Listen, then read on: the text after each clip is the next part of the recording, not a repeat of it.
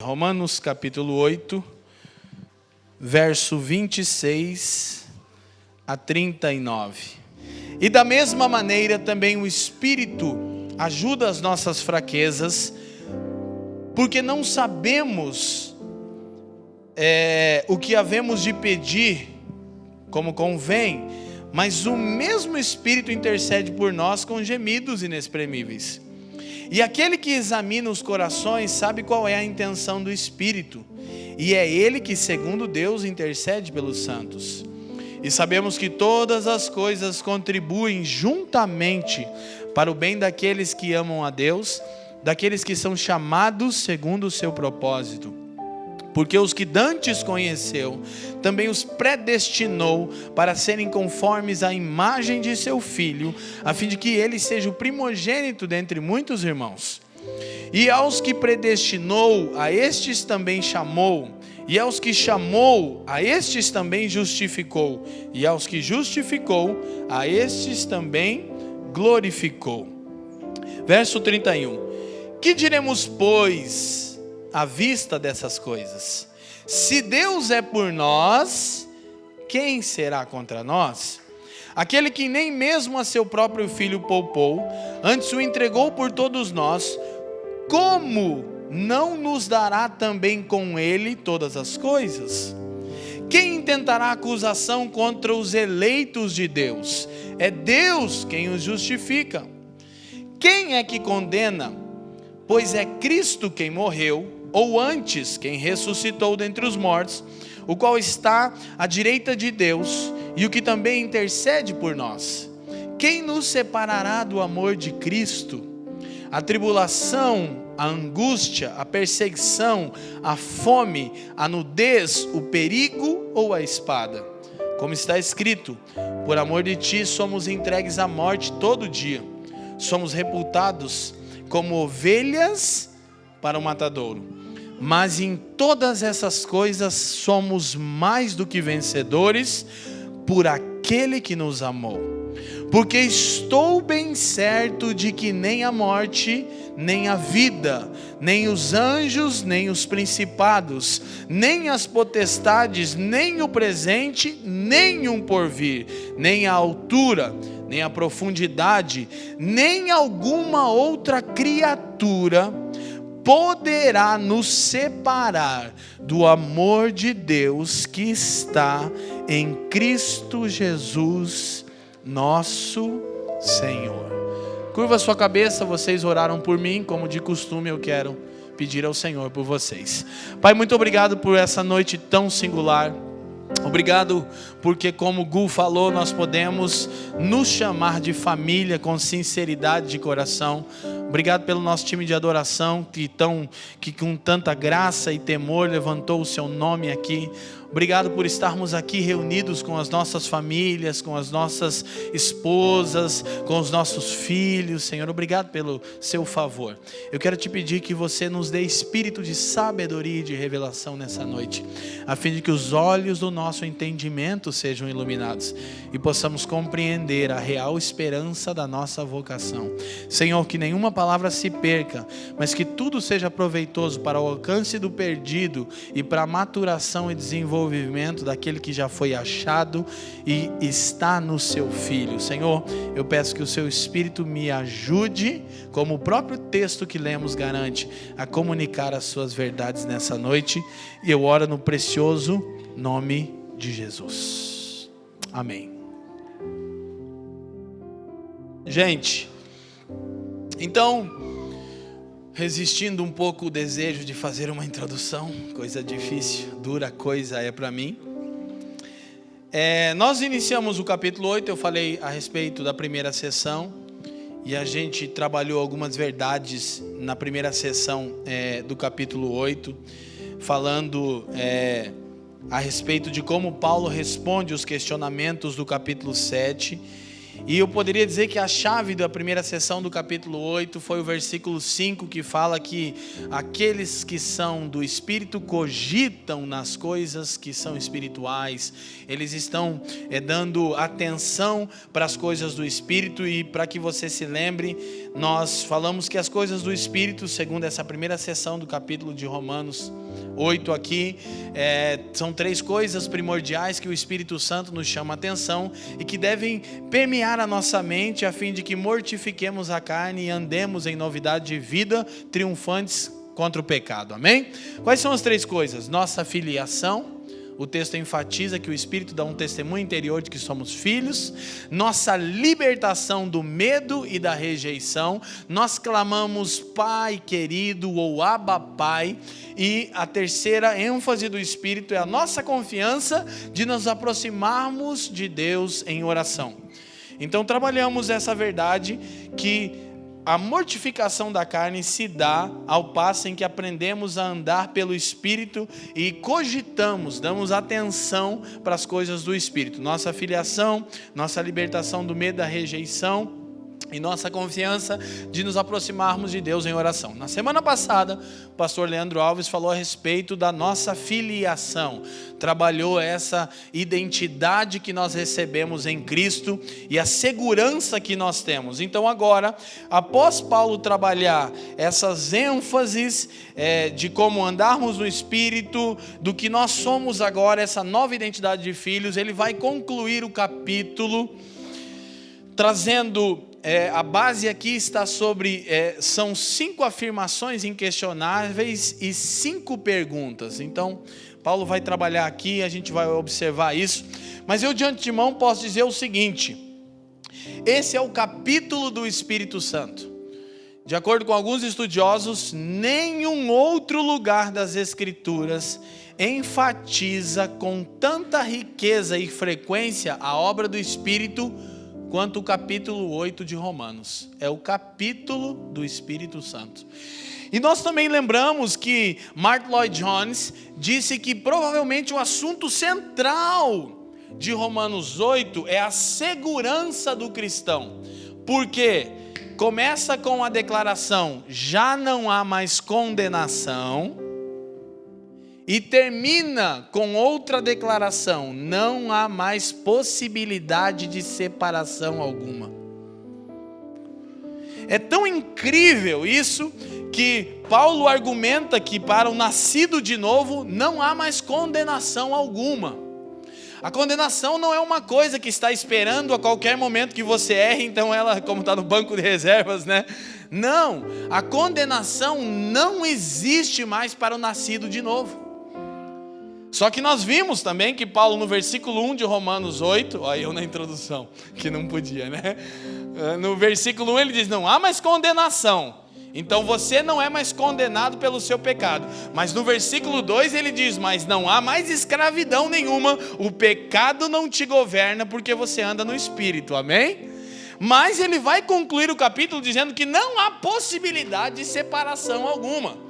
Sem sombra de dúvida, eu peguei aquele texto bem gostoso, porque esse é dos queridinhos dos crentes, né? Nem a morte, nem a vida, aleluia, entendeu? Isso é uma maravilha, todo mundo conhece esse texto, mas a grande afirmação é a segurança dos filhos de Deus. Não há condenação e não há mais possibilidade de separação do amor de Deus que está em Cristo, amém? Para o nascido de novo. Porém, o meio do capítulo mostra a evidência do nascido de novo. Qual é? Aquele que anda no Espírito. Não há condenação para o pecado, de fato não há. Não há possibilidade de alguém que foi salvo ser separado de Deus, de fato não há. Qual é a marca desse alguém? Alguém que é guiado pelo Espírito. Qual é a evidência de um nascido de novo? Uma vida orientada pelo Espírito Santo. Todo aquele que é nascido de Deus é guiado pelo Espírito de Deus. E o próprio Espírito de Deus testemunha ao nosso espírito que somos filhos de Deus. Amém? Então, realmente Paulo é dos melhores em andar naquela tênue linha, né? Onde é que isso vai dar aí? A graça, o entendimento, a sabedoria sempre fecha. Então, observando essa última sessão, nós vamos perceber o seguinte: Paulo termina falando, a sessão anterior do pastor Leandro, termina falando a respeito da esperança da criação e da esperança do cristão. Diz que a criação, ela arde em expectativa. E diz que os filhos de Deus gemem em expectativa. A criação também geme. Outra coisa curiosa é que o capítulo 8 fala de 3 gemidos. Fala do gemido da criação por libertação. Fala do gemido dos filhos de Deus pela adoção, que é a redenção do nosso corpo. E fala do gemido do Espírito em traduzir as nossas necessidades ao Pai. Nós já ensinamos muito sobre o fim dos tempos e nós sempre falamos que uma das características do fim dos tempos é gemido. A terra geme, os filhos de Deus gemem, o Espírito Santo geme. Ok? Nós vamos perceber isso. Agora, a esperança de futuro do cristão, seu próprio futuro e de toda a criação, é um alicerce para enfrentar cada dia com confiança. Por quê? Porque logo após Paulo terminar a sessão da nossa filiação, declarar essa segurança, ele do verso 18 em diante passa a nos garantir uma coisa. Então a estrutura do capítulo: não há condenação, não há possibilidade de separação, não há mais escravidão ao pecado, o nascido de novo anda no Espírito. Amém? Mas ele vai dizer que nenhuma dessas coisas nos livrará do sofrimento do tempo presente. Tudo isso que é um fato consumado em Cristo não nos livrará das aflições do tempo presente. Em nenhum momento Paulo tenta amenizar a dor dos discípulos. Ele antes diz: uma coisa é fato, enquanto nesta era padeceremos tribulações e perseguições. Mas ele vai trabalhar toda a nossa confiança em cima do que Cristo fez. E no Espírito que é derramado em nossos corações, que é o nosso paracleto, é o nosso ajudador. Mas Paulo garante uma coisa: tribulações, aflições, sofrimentos e perdas estão na jornada do cristão até o dia de ele ser plenamente transformado. Então essa é uma noite de encorajamento. Como encararmos com confiança o dia a dia ante aos sofrimentos dessa era. Inclusive, se você não tem padecido nenhum tipo de perseguição, é um sério indício que você não é um cristão genuíno. Vou repetir. Se você não tem padecido nenhum tipo de perseguição, é um sério indício que você não é um cristão genuíno. Porque o nascido de novo pertence à era do reino de Deus. E ele, para essa era, é um problema. Então, perseguição tem que ser uma coisa normal. Estou sendo perseguido no meu trabalho, graças a Deus. Estou na minha faculdade há 5 anos e nunca sofri perseguição. Provavelmente você não é um cristão genuíno. Provavelmente alguma coisa errada com a sua confissão de fé. Então a perseguição é algo que faz parte da nossa jornada. E o sofrimento também. Nós vamos observar isso. Não que Deus nos envie sofrimento. Não que Deus tenha prazer na nossa dor. Mas nós falamos no capítulo 5 que uma das propostas, um dos objetivos da tribulação é remover os falsos ídolos do nosso coração. Quem lembra disso? A tribulação denuncia que estávamos confiando em um falso ídolo, seja em qual área for. Então, nós precisamos entender isso. A esperança futura que o cristão tem, a sua própria, a esperança do mundo. Qual é a esperança do cristão? A adoção. O que é a adoção? De acordo com o versículo 23, é a redenção do nosso corpo, é a erradicação do pecado, é a libertação final, amém? Glória a Deus. Qual é a esperança do cristão quanto ao futuro da criação? A libertação da criação, porque ela geme para participar da liberdade gloriosa dos filhos de Deus, ok? Então isso é um alicerce para encararmos o dia a dia de cabeça erguida, os sofrimentos do tempo presente.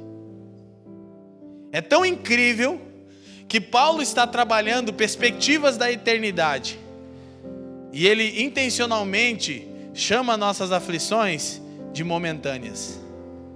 Ele diz: eu estou certo que nossas leves e momentâneas tribulações, ele diz, é só por um momento, mas a nossa herança, ela não é só mais incrível, ela é eterna. Amém? Isso é motivo de encorajamento. Então, 3 itens constituem essa seção. Primeiro, esperança futura. Essa é a expectativa de sermos transformados e de vermos a criação transformada para a glória de Deus. Segundo, auxílio do Espírito. Temos a firme convicção que o Espírito nos assiste em nossas fraquezas. Amém? Terceiro, e tão incrível quanto ou mais, o agir de Deus em tudo.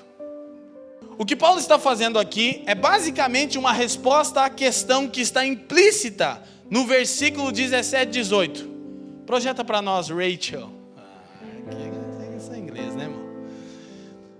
17 e 18.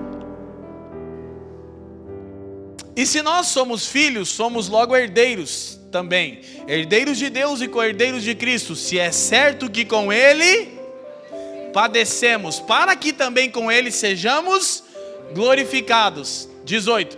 Porque para mim tenho por certo que as aflições deste tempo presente não são para comparar com a glória que em nós há de ser revelada. Então agora Paulo vai responder como pode um cristão enfrentar os sofrimentos da vida. A primeira coisa que Paulo tem a dizer no versículo 26 é: da mesma maneira. Por que Paulo começa o texto dizendo da mesma maneira?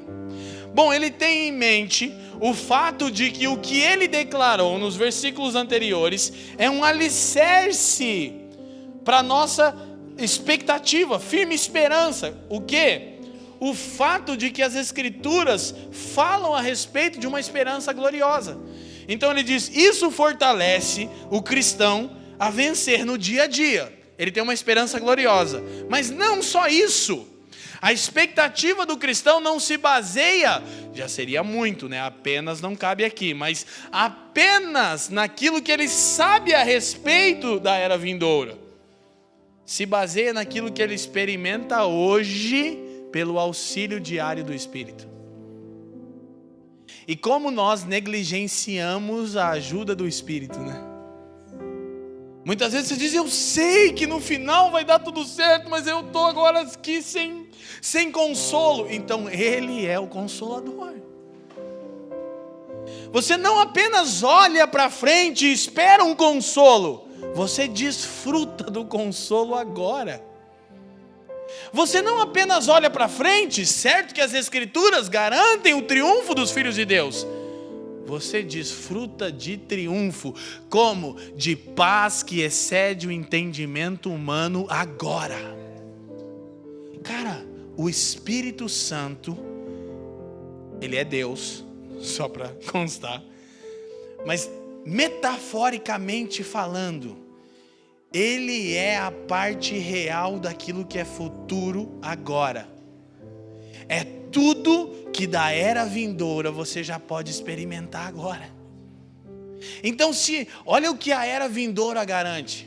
Apocalipse 21:4 diz: e Deus enxugará dos olhos toda lágrima, e a morte já não existirá. Não haverá nem luto, nem pranto, nem dor. Porque as primeiras coisas, engraçado como a Bíblia trata, né?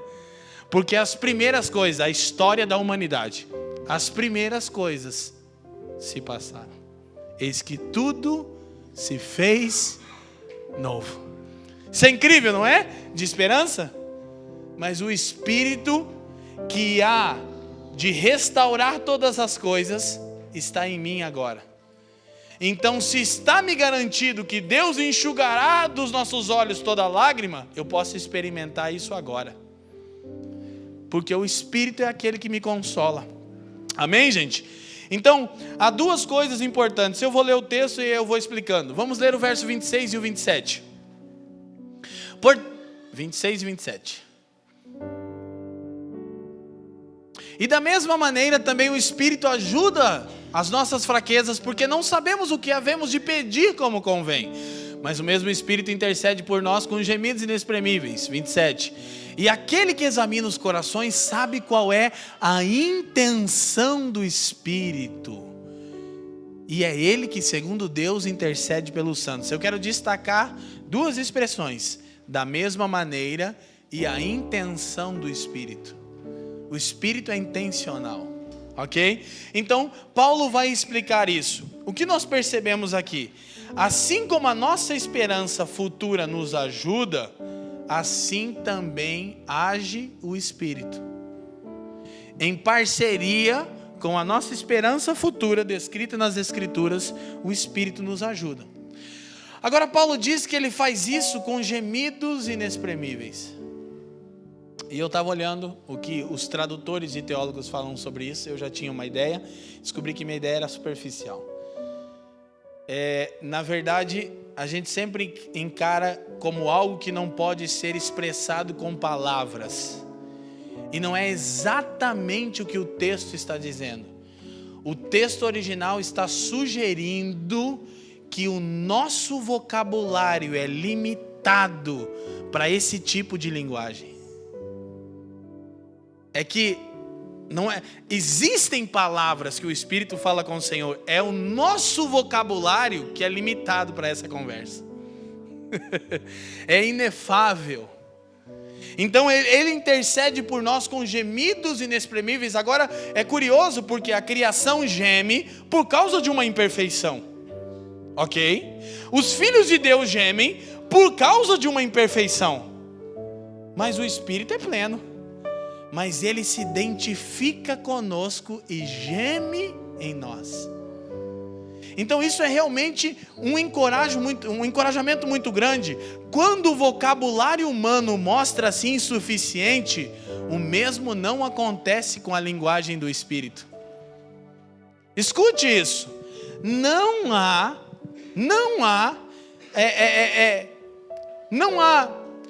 fugiu a palavra agora?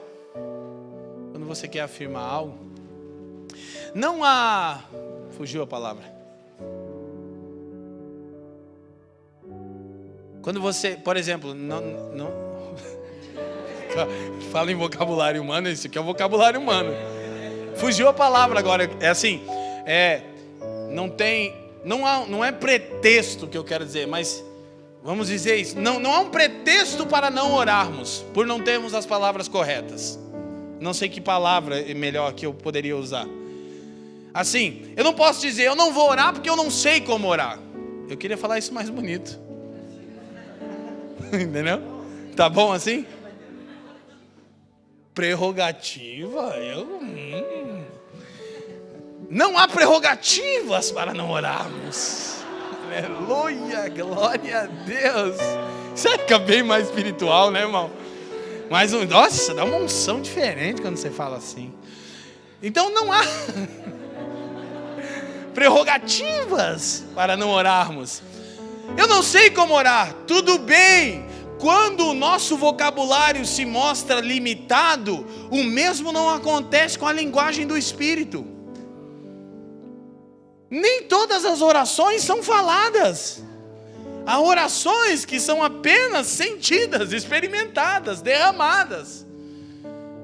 Quando o nosso vocabulário entra em seus limites e fronteiras, o mesmo não acontece com a linguagem do Espírito. Ele consegue dizer ao Pai exatamente o que nós precisamos. Ele é intencional em suas orações. É por isso que Paulo diz, há uma intenção no agir do Espírito. E a intenção é que as nossas orações sejam filtradas a ponto de que elas estejam dentro dos propósitos e planos de Deus. Amém? Ok? O Espírito nos capacita a orar em harmonia com o plano e os propósitos de Deus para o seu mundo e para o seu povo. Sabe, coisa sábia seria se no início de todas as nossas orações começássemos pedindo a ajuda do Espírito para orar. Sabe por quê? Porque é comum a gente, principalmente a gente aqui na família, a gente procura desenvolver isso, trabalhar com a oração, com a adoração, estimular os irmãos a desempenharem seu sacerdócio ao Senhor. Então muitas vezes a gente está carregado de boas palavras. Nós sabemos as orações apostólicas, a gente já estudou elas, são úteis, são importantes. Mas talvez nós podemos chegar de uma maneira, inclusive as orações apostólicas são uma boa maneira de orarmos, mas qual oração apostólica orar em uma determinada ocasião? Talvez nossas orações poderiam começar pedindo a ajuda do Espírito. Espírito de Deus, como eu começo a orar? O que de fato eu preciso orar? Porque você percebe, agora talvez minha memória está um pouco enfraquecida, mas eu acho que eu corro o risco de acertar. Elias usou 53 palavras e o fogo caiu do céu, cara. Veja bem, os profetas de Baal ficaram um dia inteiro se cortando.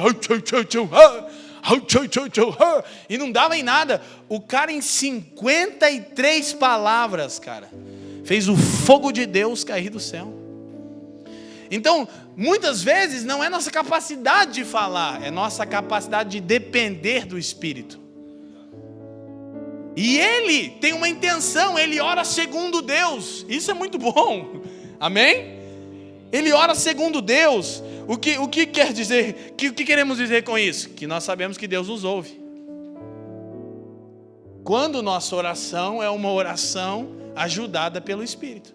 Ok? Então, nós temos nossa primeira citação de hoje, John Stott comentando sobre isso.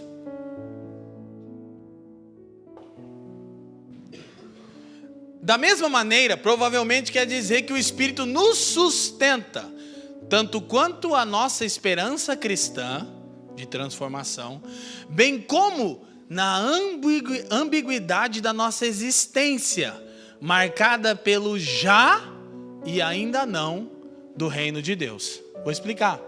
Então, provavelmente Paulo está dizendo, da mesma maneira o Espírito age. Age como? Nos sustentando, relacionado à nossa esperança cristã, confirmando em nós de que somos filhos de Deus, verso 16. E se somos filhos de Deus, no verso 16, no verso 23, a plenitude da nossa adoção é a transformação do nosso corpo mortal, é a erradicação do pecado. Você não vai ter mais o pecado como um problema, que dia glorioso será isso, né, irmão? Meu Jesus, imagina quando um pecado não for mais um problema para você, será que vai ser legal? Você ama o Senhor de todo o seu coração, você tem prazer na lei dele, você nasceu de novo, mas tem um problema, não tem? Diário, constante. Qual é? O pecado. Mas então o Espírito testemunha que somos filhos, verso 16, isso me garante que serei transformado, verso 23, e o Espírito me sustenta nessa ideia. Quando eu estou fraquejando, fica tranquilo, isso vai ser resolvido. Mas também na ambiguidade, na ambiguidade de saber o já e ainda não do reino. O reino para mim é já, mas ainda não porque ele não é pleno. Eu vivo nessa tensão de saber qual é a minha herança, mas de não ver ela plenamente todos os dias. Então o Espírito da mesma maneira me ajuda. Isso é muito importante, isso é realmente uma base para andarmos o nosso dia a dia. Eu coloquei aqui 3 afirmações que Paulo vai fazer nos 2 versículos que lemos. Primeiro, o Espírito nos ajuda, relacionado à ambiguidade da nossa existência. Já vimos. Segundo, o Espírito intercede por nós, relacionado à nossa ignorância quanto aos meios de Deus. O Espírito intercede porque não sabemos orar como convém. Nós queremos que o plano de Deus seja cumprido em nós, mas a gente quer o caminho mais fácil. Então a gente vai orar, Senhor, me livra. E de repente o Senhor vai dizer, não é bem o que vai acontecer. Hoje você vai ter que, Senhor, me livra dessa. Muitas vezes a gente quer um caminho mais fácil, mas que na verdade o Senhor nos poupa, como fez com Israel. Quando Deus tira Israel do Egito, Ele tira Israel por um caminho que não fazia sentido nenhum. Mas o texto vai dizer lá na frente, é que é para eles não vissem a guerra e desanimassem na primeira. Então Deus levou eles por um caminho mais longe, porque o caminho mais perto iria desencorajar eles. Então a gente tem a tendência de orar, Senhor, faz a tua vontade, mas que ela esteja relacionada à minha. No fundo você pensa, eu já sei como é que eu queria que fosse. Senhor, faz toda a sua vontade, mas que ela seja a que eu estou pensando agora. Não é verdade? E a gente acha que o Espírito não sabe o que está no nosso homem interior. Ele sonda as profundezas de Deus. Queremos a tua vontade. E de fato eu sei que a gente quer. É verdade, o Espírito mas a gente quer que ela seja a nossa. Que a gente já traçou um caminho. E olha, bênção, conquista e vitória financeira. Aí compra. Não, deixa pra lá. Terceiro, o Espírito intercede de acordo com a vontade de Deus. Então, presta atenção. O Espírito nos ajuda, relacionado à ambiguidade da nossa existência. O Espírito intercede por nós, relacionado à nossa ignorância quanto aos meios e métodos de Deus. E o Espírito intercede de acordo com a vontade de Deus, o que faz com que temos certeza que Deus nos ouve quando oramos no Espírito. E de acordo com João, 1 João capítulo 5, versos 14 e 15, não precisa abrir. João diz que se nós pedimos alguma coisa segundo a vontade de Deus, sabemos que Ele nos ouve. E se sabemos que Ele nos ouve, sabemos que obtemos aquilo que pedimos, porque está relacionado à sua vontade. Então Paulo está garantindo que o Espírito ora de acordo com a vontade de Deus. É o capítulo do Espírito, como já mencionamos. Então verso 28 a 30, vamos ler. E sabemos que todas as coisas contribuem, cooperam, concorrem juntamente para o bem daqueles que amam a Deus, daqueles que são chamados por seu decreto. 29. Porque os que dantes conheceu, também os predestinou para serem conformes à imagem de seu Filho, a fim de que ele seja o primogênito entre muitos irmãos. E aos que predestinou, também chamou, aos que chamou, também justificou, aos que justificou, também glorificou. O ponto aqui é todas as coisas. E aqui há realmente algo extremamente profundo que eu sempre falo. Você sabe o que é tudo em grego? Nossa. E o que é tudo em hebraico? Isso aqui é uma igreja diferente, tá vendo, moça? O cara manja de grego e hebraico aqui. O que é tudo em aramaico, irmãos? Então todas as coisas são... Bom, todas as coisas são... Que coisa profunda, irmão. É uma revelação que você leva tempo para chegar nela.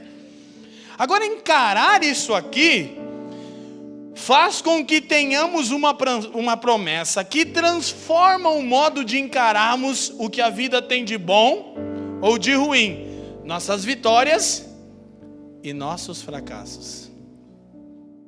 Todas as coisas faz com que tenhamos uma promessa que transforma o modo como encaramos tudo que as nossas vidas têm de bom ou de ruim, nossas vitórias, nossos fracassos. Porque Paulo diz que todas as coisas concorrem para o bem. Tudo é tudo. Agora, difícil é compreendermos isso. Primeira coisa que isso causa em nós: a convicção dessa verdade que o texto nos expõe. Nos leva à gratidão e à alegria, mesmo pelas coisas rotineiras da vida. Gente, essa é uma coisa que eu tenho procurado aprender nos últimos anos. Acho que já melhorei bastante, né, amor? Alegria e gratidão nas coisas rotineiras. Deixa eu até falar uma coisa aqui, né? De tempos em tempos, nessa jornada de ser igreja, a gente precisa sempre aprender a desfrutar da jornada em si. Não só dos resultados. O que vocês querem? A gente quer salvar o mundo inteiro, se puder, transformar. O que vocês querem? Essa é a maior igreja do planeta Terra. Tudo isso. E missionário, a gente quer em todos os países da Terra, 50 bases missionárias plantadas pela família dos que ele quer, amém? Então a gente quer tudo, porque Deus é grande, então a gente já joga lá em cima mesmo, né? Agora, não podemos perder a alegria da rotina do congregar, domingo após domingo, quarta após quarta, de casa em casa após de casa em casa, partir do pão após o partir do pão. Se a gente perder isso, vai perdendo o significado. A gente vai tendo alvos tão grandes que vai perdendo o significado das coisas corriqueiras. Daquela, sabe, você, com todo carinho e respeito, irmão, você entra na sua casa e sente prazer? Está aqui minha esposa, é um perigo eu e a Fran, né? Se deixar a gente se isola lá. Quantas vezes, ou quase todas as semanas, eu chego em casa e falo, graças a Deus, minha casa é demais. Irmão, vou te falar, eu vou num lugar legal. Eu fico nos hotel legal, irmão. Eu como nos restaurantes Tiagão, que só a nata da Asa Sul de Brasília, irmão, né? Asa Sul ali, ó, você tá ali do lado, tá ali os caras. E muitas vezes irmãos me hospedam em suas casas, que são lindas casas, que a cama te abraça, travesseiros. Mas aquela rotina gostosa de chegar em casa, tipo, tô em casa. Essas coisas, então, todas as coisas que cooperam para o bem, nos leva a ter alegria e gratidão pela nossa rotina. A gente perde muitas vezes essa alegria, irmão, levantou um dia, mais um dia de trabalho, que legal, tudo coopera para o bem. Escute, por que eu vou ter alegria e gratidão nessas coisas cotidianas e rotineiras? Porque o texto diz que Deus faz todas as coisas cooperarem para o nosso bem. Não são todas as coisas que cooperam ao acaso, não é uma força mística. É que na sua rotina, Deus faz tudo contribuir para o seu bem. Então você vai ter alegria e gratidão nas coisas cotidianas. Sim ou não? Quem está me entendendo? Querido, não é o acaso que faz todas as coisas contribuírem para o bem. É Deus. Então será, essa é a soberania de Deus. Já estou preparando que nós vamos entrar nos 2 mais cabulosos capítulos para frente, 3, né?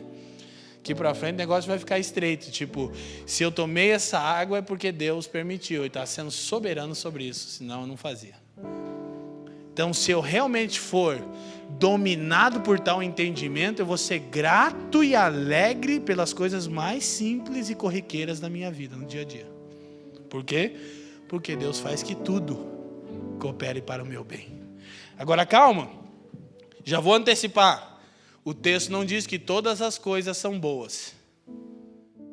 O texto diz que Deus faz com que todas as coisas boas ou ruins cooperem para o nosso bem de acordo com o seu propósito. Não é? O que tem de bom nisso? Nisso em si talvez não tenha nada. Mas o que Deus vai fazer em você a partir desse sofrimento é bom. Quem está me entendendo? São coisas que demoram para nós entendermos. Por exemplo, eu perdi meu pai quando tinha 14 anos. E não é fácil perder o seu pai quando você só tem 14 anos. E por um tempo da minha jornada com Jesus, eu perguntava, volta e meia eu entrava na oração e falava, Jesus, por quê? E assim, depois de um tempo eu já estava até resolvido, mas eu falava, legal, Senhor, mas por quê mesmo? Até que o dia que eu entendi, o Senhor disse, olha, esse porquê que você quer não tem. É porque assim é a existência humana. Seu pai não ia ficar para semente, uma hora ele ia morrer. Isso precisou acontecer. Isso foi assim.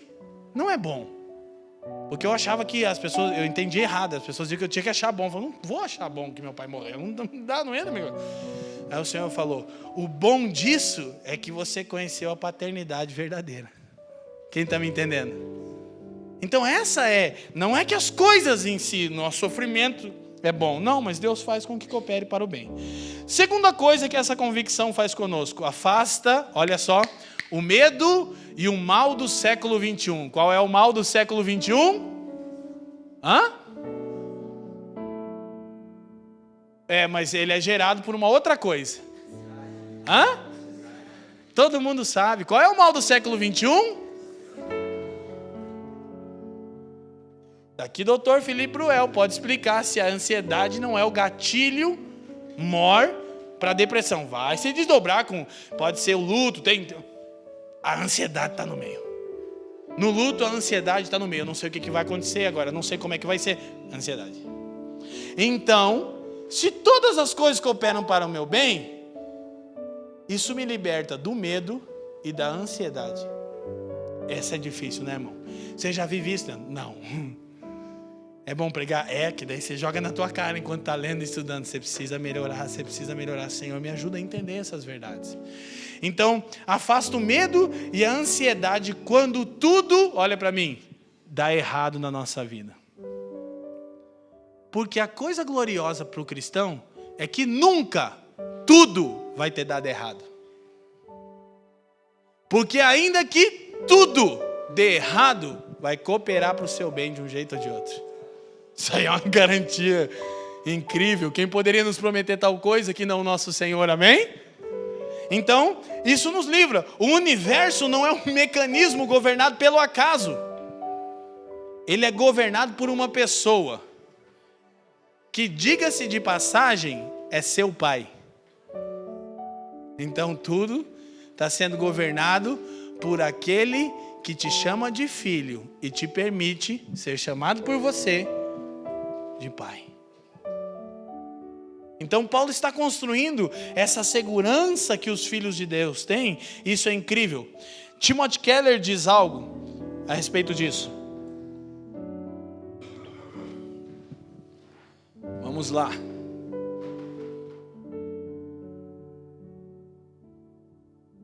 Olha como é que lida com a ansiedade. Portanto, se pensamos necessitar de algo que Deus tem mantido longe de nós, na verdade, não necessitamos disso em absoluto. Mas eu necessito disso e isso Deus tem mantido longe de você. É porque absolutamente você não precisa disso. Porque Deus sabe tudo que você precisa para o seu bem. Se não chegou, você não precisa. Isso é demais, né?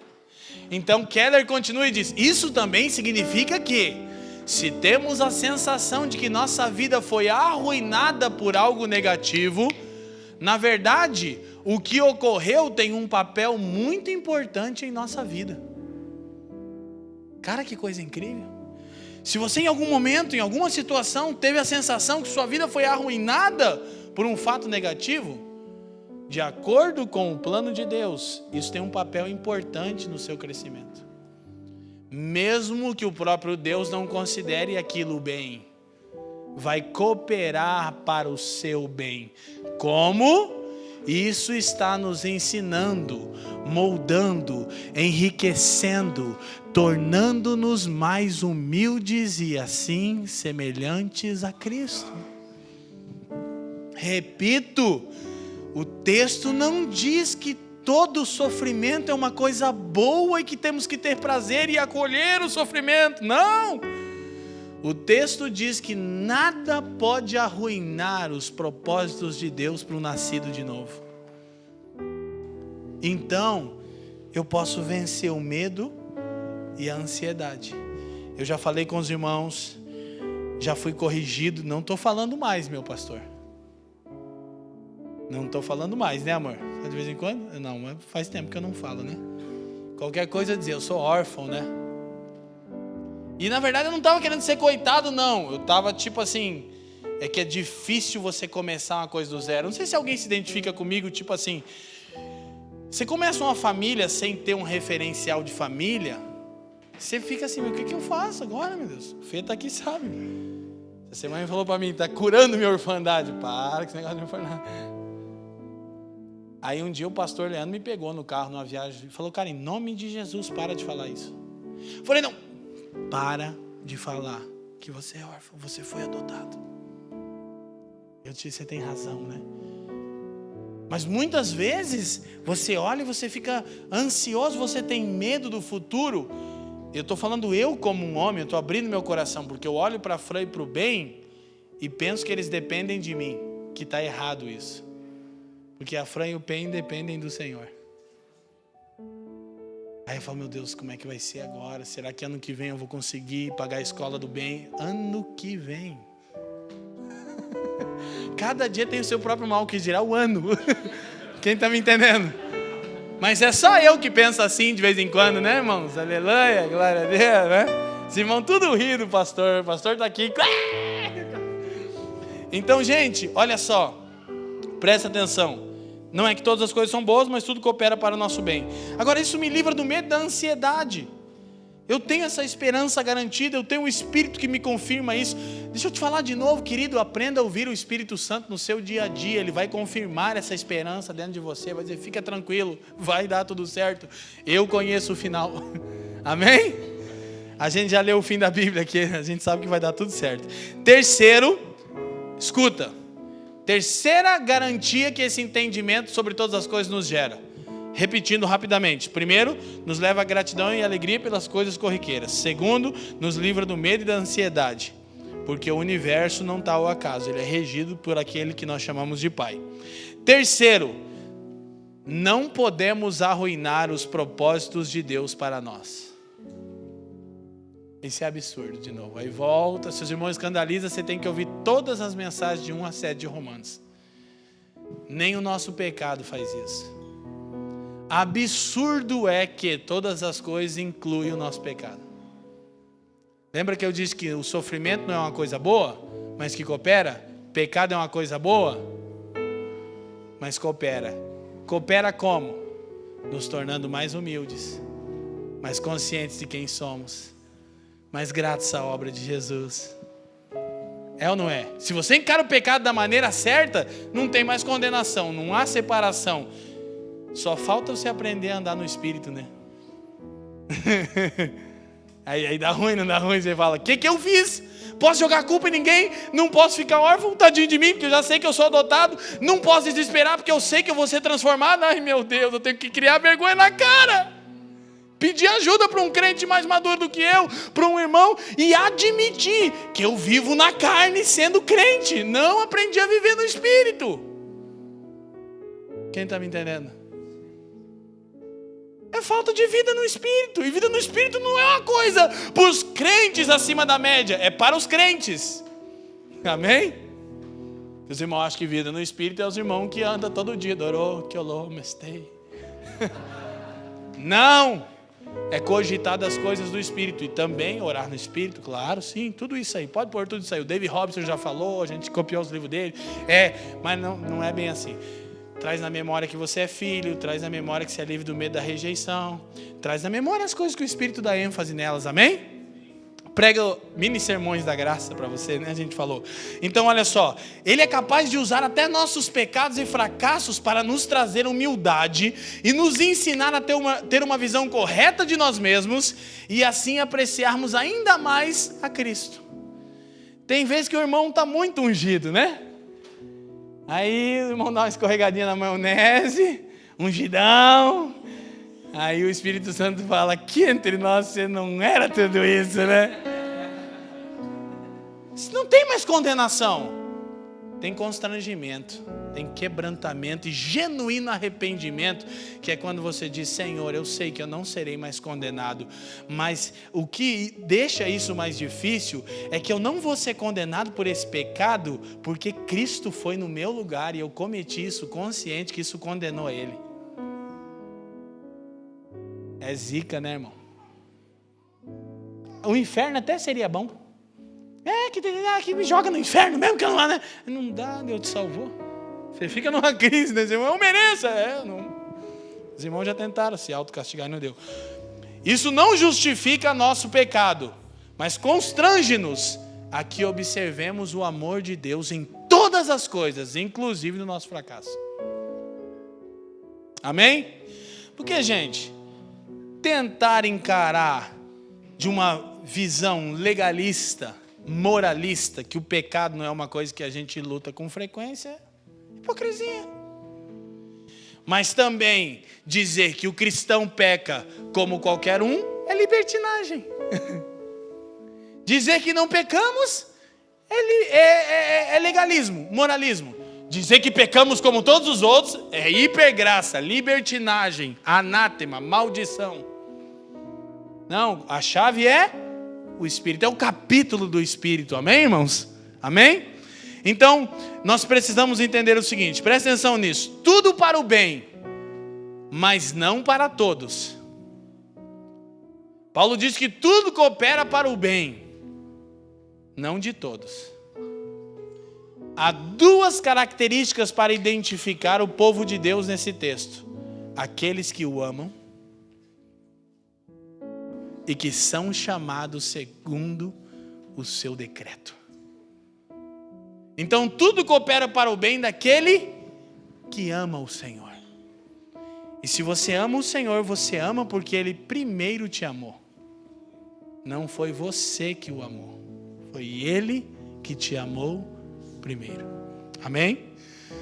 Essas são as maneiras de descrever o povo de Deus nesse texto: os que o amam e os que são chamados segundo o seu propósito. Agora presta atenção, os que amam a Deus, nas Escrituras, nunca o amor é teórico e intelectual, ele é sempre prático. João 14, 21, Jesus disse: aquele que guarda os meus mandamentos, esse é o que me ama. Não vamos confundir isso aqui. Mas então há algo aqui especial. Dr. Martyn Lloyd-Jones diz algo para nós, mais uma citação.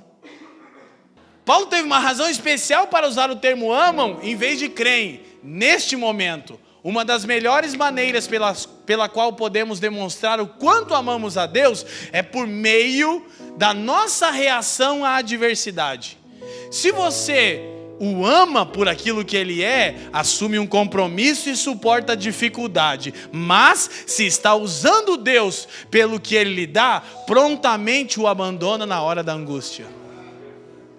Então, tudo coopera para o bem, não de todos, daqueles que amam a Deus. Qual é o momento oportuno para demonstrarmos amor a Deus? Na adversidade. Por isso que Paulo diz, não dos que creem, dos que amam. Embora os que amam, obviamente, creem. Mas ele é cuidadoso em deixar o grupo mais seleto. A marca daqueles que amam a Deus é obediência na adversidade, ok? É como a gente reage na dificuldade, na adversidade, na tribulação. Demonstra o quanto nós amamos ao Senhor. Se amamos ao Senhor no sofrimento, olhe para mim, na dificuldade, na tribulação, nós demonstramos esse amor. E sabe o que acontece? Nós crescemos e nos tornamos luzeiros para o mundo. Você sabe o que torna alguém experimentado em Deus? É o sofrimento. É muito mais o quanto de não ele deu do que sim. É a quantidade de nãos. Não, não, não, não, não, não, não. Então, Dr. Martyn Lloyd-Jones é assertivo em dizer isso, né? Ok? Então o que nós precisamos entender? Tudo para o bem, mas não de todos. O bem que faz mal e o mal que faz bem. Como é que é isso? Os filhos de Deus estão numa posição privilegiada pela graça. Eles não podem ser exclusivistas e elitistas, porque eles não valem nada como os ímpios não valem, mas foram eleitos, amém? Mas que a posição é privilegiada por quê? Porque o mal faz bem e o ímpio, o bem faz mal. Se Deus prospera o ímpio, o que acontece com ele? Ele confia um pouco mais no dinheiro. Se o ímpio não tem problema de saúde na casa dele, o que ele faz? Ele confia um pouco mais na capacidade dele. Então o bem de Deus faz mal para ele. Mas o mal deste mundo, porque de Deus não provém o mal, faz bem para os filhos de Deus. Removem os falsos ídolos, nos levam a desfrutar dos frutos da justificação e fixam os nossos olhos em Jesus. Então o bem que faz mal e o mal que faz bem. Isso é incrível para percebermos aqui. Escute isso. O que torna uma vida boa não é um conjunto particular de circunstâncias favoráveis, mas sim como o nosso coração interage com todas essas circunstâncias. O que torna uma vida boa não é um conjunto de circunstâncias favoráveis. É como o nosso coração interage com todas as circunstâncias, quer favoráveis, quer não favoráveis. Então preste atenção, escute isso. Dentro desse entendimento, não é tão importante que as nossas circunstâncias sejam mudadas, como é que o nosso coração reaja de maneira diferente. O interesse de Deus não está tão relacionado em mudar as circunstâncias ao seu redor, como está em mudar a maneira que o seu coração reage a elas. Isso aqui da tela, é isso, Deus? É. Vai apertar? Vai. Que você está na prova, irmão, vai passando pela prova dando glória a Deus. Não, dá glória. Dá glória, dá glória, dá glória. Porque se Deus estreitou, não tem, nós vamos alinhar, nós vamos acertar as coisinhas. Vai dando glória, varão. Não é tanto as circunstâncias. Gente, embora a gente não está fazendo apologia ao sofrimento, nem estou dizendo que Deus considera todas as coisas boas. Quem está me entendendo, sacode a mão e diz sim. Ok. Agora, não é tanto as nossas circunstâncias que precisam mudar. Por quê? Porque nós temos a firme esperança. Não que a gente, por favor, irmão, eu fico preocupado que os irmãos interpretem as coisas fragmentadas, né? Não é que a gente não vai cuidar da nossa saúde. Eu fico com o doutor Felipe aqui na minha frente, é difícil. Que a gente não vai... mas assim, você de repente está num momento, numa tribulação, na sua saúde, tipo, não é tanto a sua saúde que vai mudar, porque se Deus cura um enfermo, como dizia o Cirilo hoje, ele morre amanhã, irmão. Sim ou não? A gente quer ter uma vida plena. Por que eu cuido da minha saúde? Que eu entendi que Deus vai restaurar meu corpo, então é por outra coisa. Mas se eu estou diante de uma tribulação, de uma adversidade, eu sei que o meu corpo vai ser redimido. Então não é tanto que aquela situação se resolva tão rápido, quanto é que o meu coração saiba lidar com ela, sem desonrar o Senhor. É ou não é? Cara, Deus é mais glorificado no nosso sofrimento do que na nossa abundância. John Piper. Deus é glorificado quando um crente sofre, embora não tenha sido Deus o autor do sofrimento, mas ele honra o Senhor. O coração dele é mudado. Deus fala, olha aí, olha aí. Jesus no Getsemane, cara, disse o quê? Pouco antes do Getsemane, João 13. Última ceia. Ele disse, é chegada a minha hora. Que direi eu, pois, Pai, salva-me dessa hora? Eu disse, não. Pois para esse exato momento eu vim. Que coisa gloriosa, nosso Senhor nos ensinou, amém, irmãos? Amém? Isso nos encoraja, isso nos estimula. É nosso coração que tem que mudar.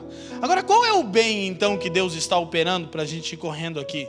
Paulo afirma que tudo o que acontece conosco está cooperando para a nossa santificação e salvação finais e definitivas. Isso nos mostra que o bem que Deus está operando em nosso favor é a transformação do nosso caráter. Ele está nos fazendo tão amáveis, nobres, verdadeiros, sábios, humildes quanto Jesus. Qual é o propósito de Deus? Por favor, família dos que creem. Eu ando o Brasil inteiro falando para as pessoas. Continue o versículo que eu vou começar. Porque todas as coisas, então, cooperam para o bem daqueles que amam. Acaba ali, daí 2, 3 fala que são chamados segundo o seu propósito. Por favor, honrem o pastor de vocês. Decorem o versículo 29. Corta para 18, Rachel.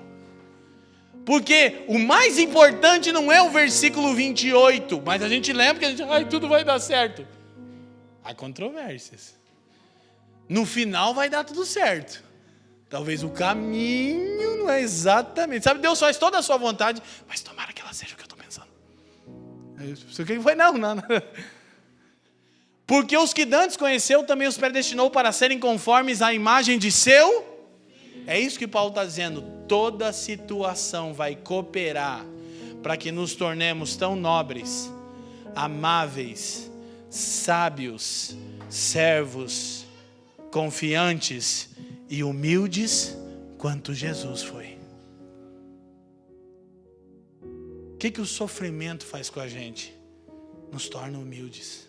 Jesus foi humilde. Ele disse: aprendei de mim que sou manso e humilde de coração. Nós sempre falamos aqui que as principais evidências da natureza de Jesus num crente não é prodígio e sinal, é mansidão e humildade. E mansidão só se ganha mediante a muita adversidade. E humildade só se ganha mediante a muito sofrimento. Eu temo um pouco bastante, minha geração do reino, fogo, queima, frita, arde, mimimi. Tipo, não me fale nenhuma coisa muito dura, muito difícil, que eu não estou legal. Não, me fale que meu futuro é brilhante. Não, então você vai ouvir o Paulo Vieira, não Leandro Vieira. E o Paulo Vieira vai dizer: seu futuro é brilhante se você durante uns 20 anos levantar às 6 horas da manhã, viver 3 níveis abaixo do que você ganha, vai te ensinar como ficar rico. E talvez não dê certo. Quem está me entendendo? O que a gente está fazendo? Alguém me perguntou assim: Leandro, você é contra o coaching? Eu falei: não, só no púlpito. Coaching é uma ferramenta ótima, não no púlpito. No púlpito a gente prega o evangelho. O evangelho é alguma coisa parecida, uma mensagem parecida, mais ou menos assim: vai dar tudo certo, nem que pareça que não vai dar. Aleluia. É uma coisa, um jeito de traduzir o evangelho. Mesmo que tenha momentos que você acha que não vai dar, vai dar. Vai estreitar, né? Falar, vocês vão fazer assim, vai estreitar. Mas essa é uma coisa ruim, né? O Felipe não gosta. Então, Paulo vai fazer 5 afirmações, depois 5 perguntas. Olha lá. O plano perfeito está no versículo 30. Ok? Aos que predestinou, também chamou. Aos que chamou, também justificou. Aos que justificou, a esses também glorificou. O versículo 29 diz que Deus conhece de antemão. Espera aí, Deus conhecer de antemão quer dizer o quê? Quer dizer que Deus deposita seu amor de uma forma especial sobre essa pessoa. Biblicamente o nome disso é eleição. Quando Jesus disse: apartai-vos de mim, 7:23 de Mateus, porque eu não vos... Ele sabia quem era aqueles caras, sim ou não? Sim ou não? O conhecimento que ele está dizendo: eu não sei quem vocês são. Não, ele está dizendo: eu não tenho nenhum tipo de relacionamento com vocês. Então, conhecer de antemão, do versículo 29, é quando Deus firma o seu amor de maneira especial sobre alguém. Ele diz: é você. Então, aos que conheceu por antecipação, o texto diz: também predestinou. Predestinação é exatamente isso. E o que isso quer dizer? Exatamente o que quer dizer. Que todos aqueles que Deus conheceu de antemão, depositou o seu amor de maneira especial, elegeu, Ele traçou um destino prévio. Qual? Torná-lo semelhante a Jesus por meio de todas as situações.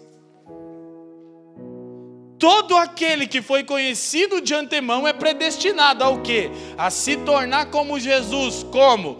Por meio de todas as situações, quer favoráveis, quer não tão favoráveis assim. Quem está me entendendo? Não vou pedir para você dar amém, só vou perguntar se você está entendendo.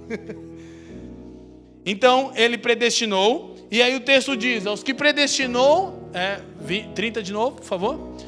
A esses também chamou. Trata-se de uma iluminação interna que Deus envia a fim de nos despertar para a verdade. Anote 1 Tessalonicenses capítulo 4, versículo 1 Tessalonicenses capítulo 1, versículo 4 e 5. Paulo diz: eu preguei o evangelho entre vocês e vocês creram com convicção. Por quê? Porque Deus os chamou. Trata de quando Deus envia uma iluminação interna para que você se desperte e creia na verdade. É Deus que chama, amém? Amém, gente? Justificou. Isso aqui são 7 mensagens falando sobre isso. Os que chamou também justificou. Ser declarado e tratado por Deus como legalmente justo, inculpável e firmado na obra de Cristo. Justificado. Não tem mais nada contra você. Não há condenação. Não há possibilidade de separação. Está resolvido. É exatamente o que quer dizer. Mas isso quer dizer isso? Quer. Entendeu? Ser então justificado dessa maneira quer dizer que a salvação é uma obra consumada? Isso. Exatamente isso. Ok? Agora, glorificou. E aqui é tão interessante. Ser plenamente restaurado pela erradicação do pecado. Glorificação, irmão. É quando você virar um Power Ranger, quando você virar um Dragon Ball Z, um Goku, um Super Saiyajin, um nível 7, é isso aí, ser glorificado, bagulho muito louco, Jesus, 100% como Jesus, amém? Sabe o que é curioso? É que o tempo verbal do verbo é passado. Alguém aqui já está glorificado? Não. Porque ainda lutamos contra o pecado. Glorificação é erradicação total do pecado, amém? Mas aos que justificou também glorificou. Por que Paulo usa o tempo verbal passado? O Dr. F.F. Bruce diz que Paulo faz uso do pretérito profético. Não, isso é muito bom, Fê.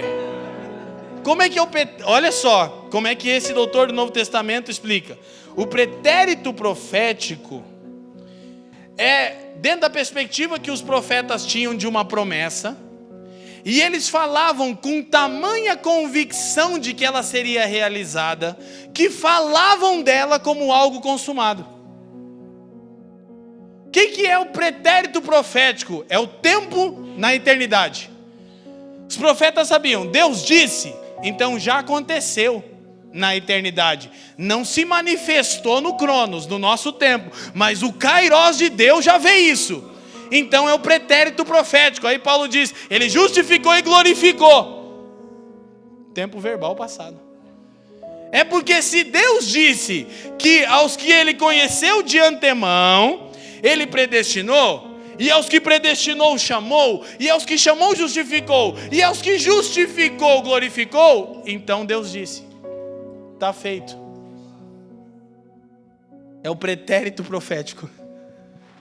É tanta convicção de que Deus faz tudo que lhe apraz, que é colocado como se já fosse algo consumado agora. Se você lembra quando o salmista vai falar dos ídolos, Salmo 115, ele diz, não a nós, Senhor, não a nós, mas ao teu nome da glória. E ele diz, porque as nações nos perguntam, onde está o seu Deus? Eles querem ver uma caneca ou alguma coisa parecida, uma imagem. E o salmista responde, e não diz só apenas onde ele está, diz quem ele é. Diz, o nosso Deus está nos céus e faz tudo que lhe dá vontade, que lhe apraz. Então, se ele quis, eu já trabalhei uma vez aqui, provavelmente a próxima série é Efésios, né, irmão? Ano que vem. 5 vezes a expressão vontade no primeiro capítulo de Efésios, Efésios 1. A palavra vontade, à luz do que Paulo explica em Efésios, é o que Deus desejou e, portanto, determinou que seja feito. Sobre vontade, Deus não passa. Amém? Entendeu? Deus não está querendo alguma coisa que talvez não dê certo. Não, Ele desejou o quê? Um povo glorificado, semelhante ao seu Filho. Você foi eleito? Ele te conheceu por antemão, depositou o amor dele em você? Bom, se você creu, sim, porque você não escolheria ele. Então, se qualquer declaração dessa é verdade sobre você, todas são. O que nós entendemos aqui é que, olha só, escute isso, veja bem, não diz alguns dos que conheceu. O texto não diz porque dos que conheceu, alguns predestinou. Não, ele diz, aos que ele conheceu, também predestinou, chamou, justificou, glorificou. O que Paulo está querendo dizer? É que se qualquer uma dessas afirmações é verdade sobre você, todas são. Pretérito profético, é um novo tempo verbal. Amém? Agora, a gente está onde? Entre a justificação e a glorificação. O que o Espírito faz em nós agora? Santificação. É curioso que Paulo não fala de santificação. Por quê? Porque é óbvio, ele está falando no capítulo inteiro, não há condenação, não há possibilidade de separação. O que nos aguarda é uma glória futura, o Espírito nos conduz. Então o que se espera de você é que a santificação seja a evidência de que você foi justificado. Qual é o medo do cara que não quer crer na teologia da soberania de Deus? Que os irmãos se entreguem ao pecado. A gente já falou, santificação é a evidência de que você foi justificado. De novo, o doutor do Novo Testamento, F.F. Bruce, diz, se um homem não está sendo santificado, não há razão alguma para crer que ele foi justificado. O que está em xeque não é se Deus santifica quem justifica, porque vai glorificar. O que está em xeque é, você nasceu de novo? Porque se nasceu, o Espírito habita em você e está te conduzindo a um processo de santificação. Há estágios, é verdade. Então, nós precisamos entender que entre a justificação e a glorificação está a santificação. Escute isso. Santificação é glória iniciada, diz F.F. Bruce. Glória é santificação terminada. Vou repetir. Santificação é glória iniciada. Quando você começa a olhar para você e você vê coisas santas. Como assim? Semelhantes a Jesus. E não é que você está se importando um pouco com o outro, não só com o seu umbigo, aleluia. O seu salário não entrou para você e você não pensou tudo que você pode fazer com ele, você pensou em algum irmão em aflição. Não é que sua vida financeira está sendo santificada, você pensou no berçário da família dos que creem, posso ouvir um amém? Agora vamos levantar outra oferta, pastor. Olha, o dinheiro não é mais seu Deus, a área financeira está sendo santificada, você está como Jesus sendo generoso. É uma evidência de que você foi justificado.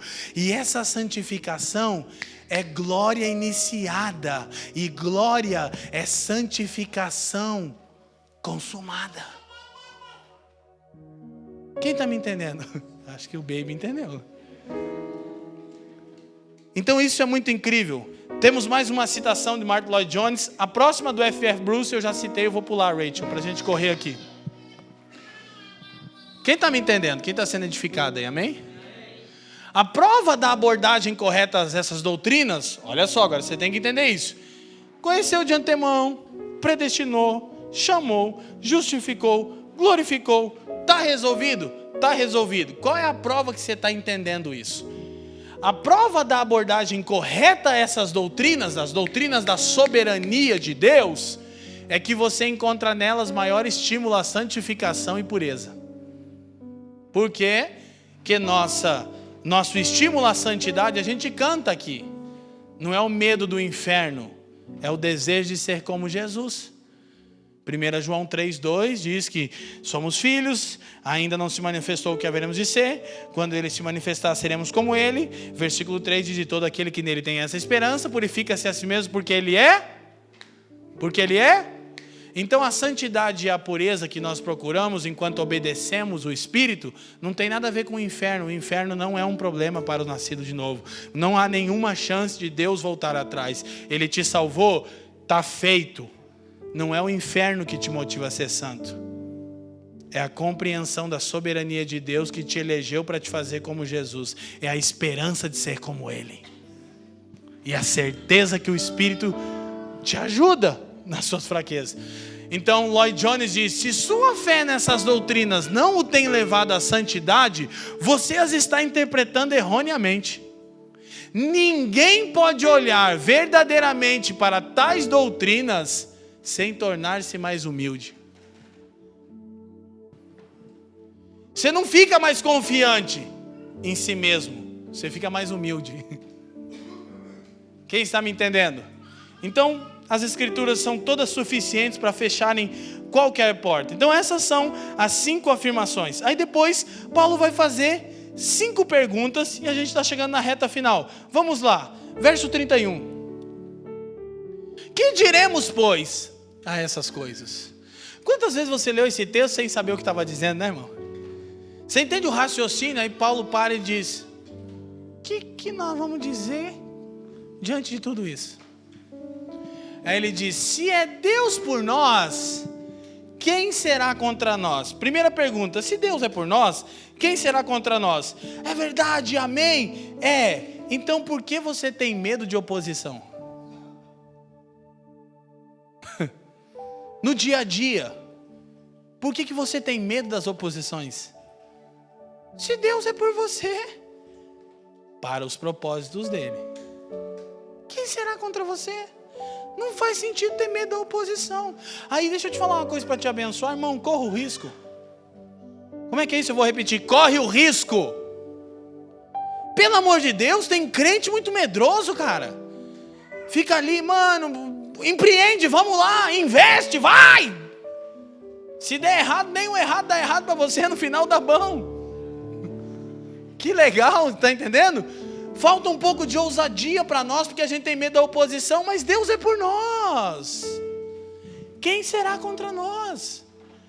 Deus é por nós em todas as situações. Não quer dizer que o que a gente vai fazer está garantido que vai dar certo, não. Quer dizer que se der errado, Ele está com a gente do mesmo jeito. Ainda que eu ande pelo vale da sombra da morte, Ele não me tirará do vale da sombra da morte. Ele vai andar comigo lá. Quem está me entendendo? Eu vou ficar lá. Uma boa notícia é que Ele vai estar junto. Quem está me entendendo? Também não é o evangelho da prosperidade, né, irmão? Então, 32, vamos correr. Corre. Aquele, se não terminar hoje, no horário que a gente falou que ia terminar, não dá, né?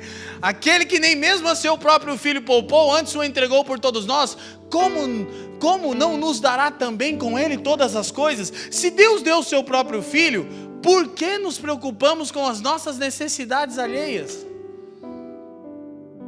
Não faz sentido eu me preocupar com as minhas necessidades. É outra coisa que eu estou vencendo. Que quando eu era órfão,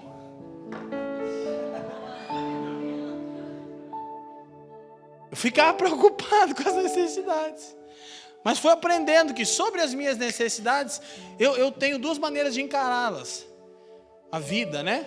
Primeiro, grato por aquilo que eu já tenho, ou ansioso por aquilo que eu penso que precisava ter. Irmão, vive sua vida agora. Amém? É mais leve. Cada dia vai trazer o seu próprio bem, não o mal. E no final vai ser bem, porque todas as coisas cooperam para o mesmo no dia. Agora o ímpio está tão lascado que quando dá bom, dá ruim. Ele se agarra no ídolo dele, se agarra no seu desempenho. O cristão, quando dá ruim, dá bom. Tá ruim, mas tá bom, né? Tá ruim quando a gente erra. Não é que aquele negócio de se tá difícil com Jesus, imagina sem Ele. Pelo amor de Deus, isso é horrível. 33 e 34. Quem intentará acusação contra os escolhidos de Deus? Olha, você é escolhido de Deus, cara. É Deus quem o justifica. Então, Paulo faz outra pergunta. Próximo versículo. Quem os condenará? Pois é Cristo quem morreu. Ou antes, quem ressuscitou dentre os mortos, o qual, presta atenção, está à direita de Deus e também... Não, você tem que entender uma coisa. O que Paulo está dizendo? Quem vai intentar acusação contra nós e quem irá nos condenar? Por quê? Look at me, olha aqui para mim. Se Cristo, que viveu uma vida perfeita, está diante de Deus ao seu favor, por que você vai ter medo de não ter sido perdoado e vai sentir-se culpado ainda? A culpa é que neutraliza muitos irmãos de viverem a plenitude de Deus. Você não aceita a justificação. Você acha que tem que ter um pouco de desempenho teu. Não tem. Então, se Cristo, que teve uma vida e uma morte perfeita, está diante de Deus e intercede ao seu favor, não faz sentido você sentir-se culpado e não perdoado. Quem está me entendendo? Sim ou não, gente? Aí ele termina com a pergunta das perguntas. Tudo isso, na verdade, é porque há uma inquietação, há um questionamento que paira. Verso 35. Quem nos separará do amor de Cristo? Então preste atenção. Na verdade, a única coisa que deveríamos nos preocupar é com essa questão aqui. Existe alguém no universo ou fora dele que pode nos separar do amor de Cristo?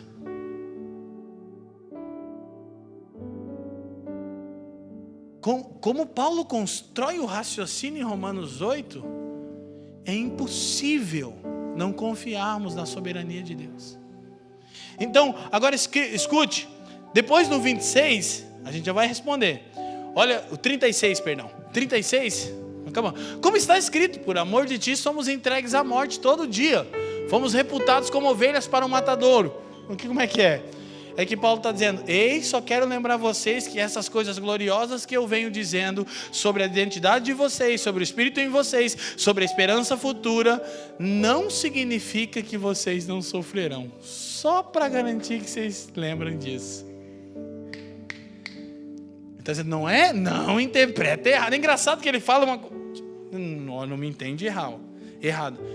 Você vai ser perseguido por essa era. Se é discípulo de Jesus, provavelmente você vai sofrer bastante. Ok? Que Jesus sofreu. Agora, qual que é o raciocínio? Nós falamos ontem. Escute isso. Se Cristo, por amor, sofreu por mim, os meus sofrimentos não poderiam esfriar o meu amor por Ele. Se Cristo, por amor, sofreu por você, os seus sofrimentos jamais deveriam esfriar o seu amor por Ele. Porque Ele sofreu porque te amou. Quando você sofre, você pode demonstrar que o ama. Quem está me entendendo? Então, 37 a 39, texto autoexplicativo, a gente lê e termina como propomos. Mas em todas essas coisas somos mais do que... Você entendeu um pouco melhor essa afirmação hoje? Alguém entendeu? Com toda essa exposição? Mas em todas essas coisas somos mais do que vencedores por aquele que nos... Por que então nada e nem ninguém pode nos separar do amor de Deus que está em Cristo, que é de fato a única coisa que deveríamos nos preocupar? Porque nós fomos amados por livre escolha de Deus e não porque Ele encontrou em nós alguma coisa que justificasse o amor dele por nós. Por que nada pode me separar do amor de Deus? Porque Ele livremente escolheu nos amar. Ninguém no universo criado ou fora dele pode mudar isso. Glória a Deus. Glória a Deus. Então, terminamos com 2 citações e a gente ora. Amém?